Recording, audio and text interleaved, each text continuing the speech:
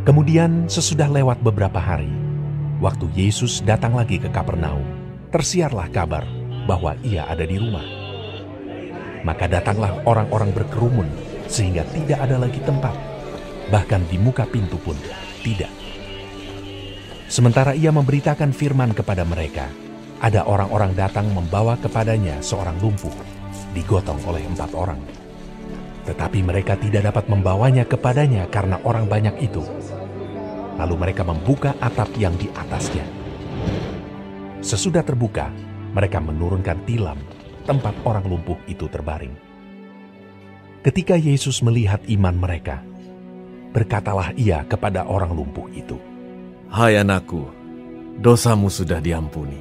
Tetapi di situ ada juga duduk beberapa ahli Taurat.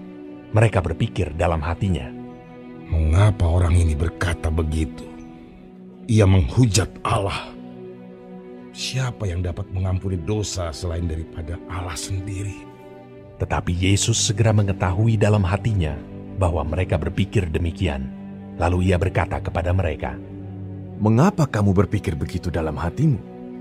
Manakah lebih mudah mengatakan kepada orang lumpuh ini, 'Dosamu sudah diampuni,' atau mengatakan, 'Bangunlah, angkatlah tilammu dan berjalan'? Tetapi supaya kamu tahu bahwa di dunia ini Anak Manusia berkuasa mengampuni dosa."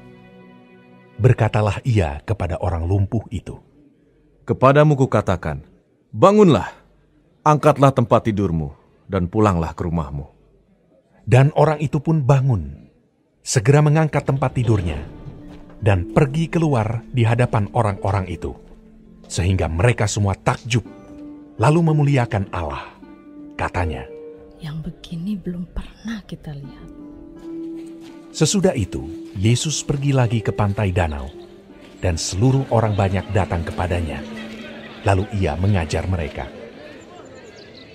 Kemudian ketika ia berjalan lewat di situ, ia melihat Lewi, anak Alfeus, duduk di rumah cukai. Lalu ia berkata kepadanya, "Ikutlah aku." Maka berdirilah Lewi, lalu mengikuti dia. Kemudian ketika Yesus makan di rumah orang itu, banyak pemungut cukai dan orang berdosa makan bersama-sama dengan dia dan murid-muridnya, sebab banyak orang yang mengikuti dia. Pada waktu ahli-ahli Taurat dari golongan Farisi melihat bahwa ia makan dengan pemungut cukai dan orang berdosa itu, berkatalah mereka kepada murid-muridnya, "Mengapa ia makan bersama-sama dengan pemungut cukai dan orang berdosa?" Yesus mendengarnya dan berkata kepada mereka, "Bukan orang sehat yang memerlukan tabib, tetapi orang sakit. Aku datang bukan untuk memanggil orang benar, melainkan orang berdosa." Pada suatu kali ketika murid-murid Yohanes dan orang-orang Farisi sedang berpuasa, datanglah orang-orang dan mengatakan kepada Yesus, "Mengapa murid-murid Yohanes dan murid-murid orang Farisi berpuasa, tetapi murid-muridmu tidak?"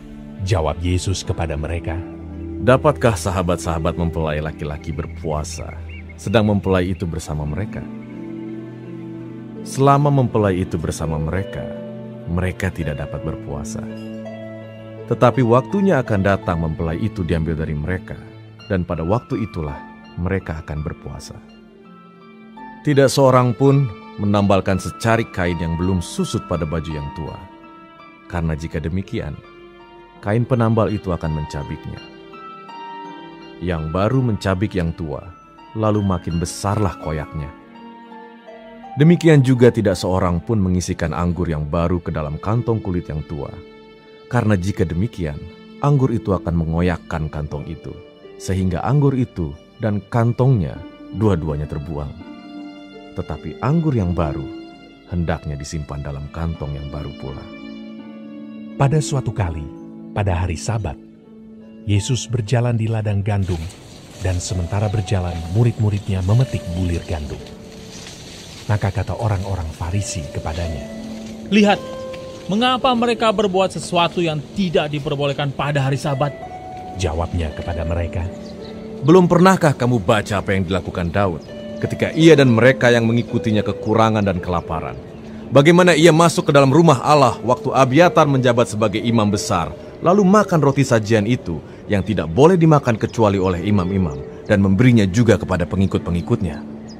Lalu kata Yesus kepada mereka, Hari Sabat diadakan untuk manusia dan bukan manusia untuk hari Sabat. Jadi anak manusia adalah juga Tuhan atas hari Sabat.